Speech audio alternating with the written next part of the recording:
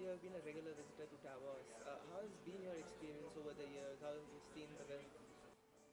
Well, I'm very glad to be here today. Davos is just starting, of course. It's the opening day, and there's a lot of hope that we get a bit of optimism from this meeting. And I think we all declare the economic crisis to come to an end.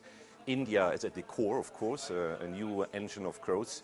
And here in Davos, we always discuss the future and also how now we can rebuild our economies.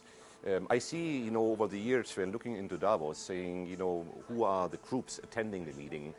For some time, the Chinese came in bigger numbers and the Russians. And I think India is very well represented with a few ministers here.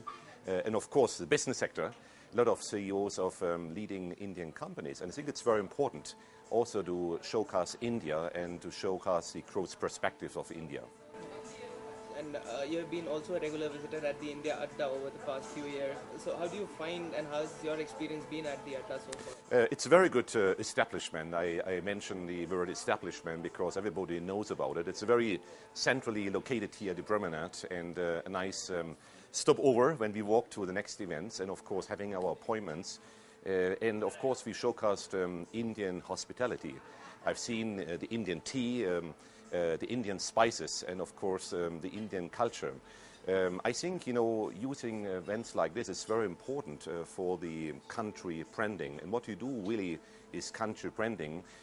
Talking about investors' confidence. Investors usually go to a country they know about, a country they like, and the country they can trust to business partners. And I think all this you're doing here in this pavilion. And you very well know the Indian market, how it's going on, and despite the current situation, how do you see India as a business destination for global companies? I think India is still a very important business destination. Investors are still going. There's been a bit of a cloud recently saying, there's a lack of reform process and so on.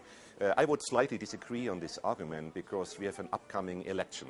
In whatever country you go, prior to an election, there's a lot of, discussion here and there. But I think after the election, whoever, will be on the hot seat will take it forward. And I think India is always good news, and we need this good news.